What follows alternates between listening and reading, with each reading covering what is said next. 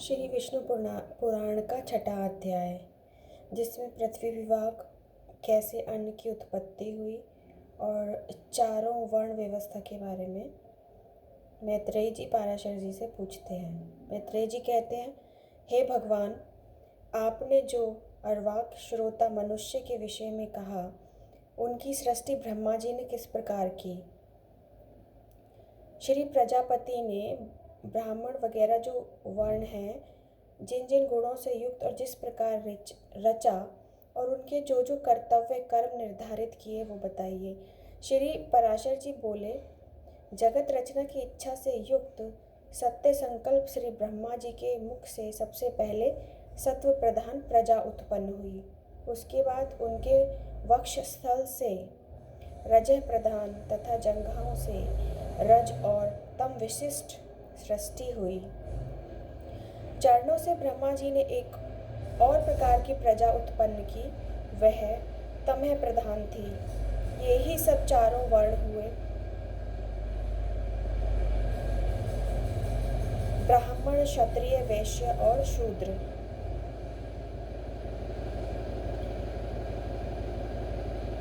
ब्रह्मा जी ने यज्ञ अनुष्ठान के लिए ही यज्ञ के उत्तम साधन रूप इस संपूर्ण चार वर्णों की रचना की थी। यज्ञ से तृप्त होकर देवगण जल बरसाकर प्रजा को तृप्त करते हैं। अतः यज्ञ हमेशा कल्याण का हेतु है। जो मनुष्य सदा स्वधर्म परायण, सदाचारी, सज्जन और सुमार्गगामी होते हैं, उन्हीं से यज्ञ का अनुष्ठान हो सकता है। यज्ञ के द्वारा मनुष्य इस मनुष्य शरीर से ही स्वर्ग और नरक प्राप्त कर सकते हैं तथा और भी जिस स्थान की उन्हें इच्छा हो उसको जा सकते हैं। ब्रह्मा जी द्वारा रची यह चारों वर्ण व्यवस्था में स्थित प्रजा अति श्रद्धा युक्त आचरण वाली, स्वेच्छानुसार रहने वाली, संपूर्ण बाधाओं से रहित, शुद्ध अंतःकरण वाली और पुण्य कर्मों के अनुष्ठान से परम पवित्र थी। उसका चित्त शुद्ध होने के कारण उसमें निरंतर शुद्ध स्वरूप श्री हरि के विराजमान रहने से उन्हें शुद्ध ज्ञान प्राप्त होता था, जिससे वे भगवान के उस विष्णु जी नामक परम पद को देख पाते थे। फिर त्रेता युग के आरंभ में हमने तुमसे भगवान के जिस काल नामक अंश का पहले वर्णन किया है, वह अति अल्प सार वाले तुच्छ और घोर पापों को प्रजा में प्रवृत्त कर देता है। उससे प्रजा में पुरुषार्थ का विघातक तथा अज्ञान और लोभ को उत्पन्न करने वाला रागदी रूप अधर्म का बीज उत्पन्न हो जाता है। तभी से उसे वह विष्णुपद प्राप्ति रूप स्वाभाविक सिद्धि और रसोल्लास आदि अन्य अष्ट सिद्धियां नहीं मिलती हैं। अष्ट सिद्धि के बारे में अगले वीडियो में बताऊंगी। उन समस्त सिद्धियों के क्षीण हो जाने और पाप के बढ़ जाने से फिर संपूर्ण प्रजा द्वंद्व दुख से आतुर हो गई। तब उसने मरुभूमि, पर्वत और जल आदि के स्वाभाविक तथा कृत्रिम दुर्ग और पुर आदि स्थापित किए। उन पुर आदि को में शीत और घाम आदि बाधाओं से बचने के लिए यथा योग्य घर बनाए। इस प्रकार शीतोष्ण आदि से बचने का उपाय करके उस प्रजा ने जीविका के साधन रूपी कृषि और कला कौशल आदि की रचना की। धान, जौ, गेहूं, छोटे अनाज, तिल, कांगनी, ज्वार, कोदो, छोटी मटर, उड़द, मूंग, मसूर, बड़ी मटर, कुल्थी, राई, चना और सन, ये 17 ग्राम्य औषधियों की जातियां हैं। ग्राम्य और वन्य दोनों प्रकार की मिलाकर कुल 14 औषधियां हैं।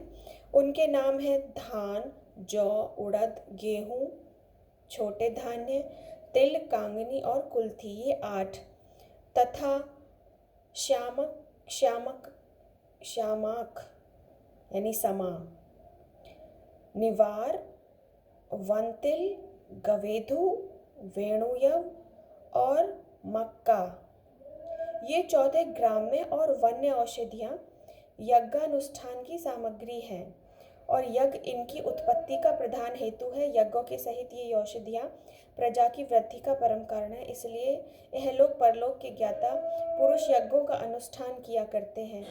नित्य प्रति किया जाने वाला यज्ञ अनुष्ठान मनुष्यों का परम उपकारक और उनके लिए किए हुए पापों को शांत करने वाला है। जिनके चित्त में काल की गति से पाप का बीज बढ़ता है, उन्हीं लोगों का चित्त यज्ञ में नहीं लगता। उन यज्ञ के विरोधियों ने वैदिक मत, वेद और यज्ञादि कर्म सभी की निंदा की है। वे लोग दुरात्मा, दुराचारी, कुटिलमति, वेद विनिंदक और प्रवृत्ति मार्ग का उच्छेद करने वाले ही थे।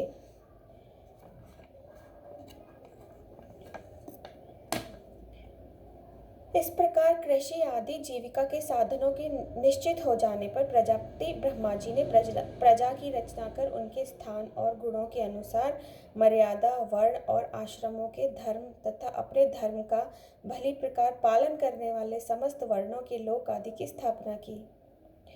कर्मनिष्ठ ब्राह्मणों का स्थान पितृलोक है, युद्ध क्षेत्र से कभी न हटने वाले क्षत्रियों का इंद्रलोक है तथा अपने धर्म का पालन करने वाले वैश्यों का वायुलोक और सेवा धर्म परायण शूद्रों का गंधर्व लोक है। 88,000 ऊर्ध्वरता मुनि है, उनका जो स्थान बताया गया है वही गुरुकुलवासी ब्रह्मचारियों का स्थान है। इसी प्रकार वनवासी वानप्रस्थों का स्थान सप्तऋषि लोक, गृहस्थों का पितृलोक और सन्यासियों का ब्रह्मलोक है तथा आत्मा के अनुभव से तृप्त योगियों का स्थान मोक्ष है। जो निरंतर एकांत सेवी और ब्रह्म चिंतन में मग्न रहने वाले योगी जन हैं, उनका जो परम स्थान है उसे विद्वान देख पाते हैं। चंद्र और सूर्य आदि ग्रह भी अपने अपने लोकों में जाकर फिर लौट आते हैं, किंतु ओम नमो भगवते वासुदेवाय का चिंतन करने वाले अभी तक मोक्ष पद से नहीं लौटे।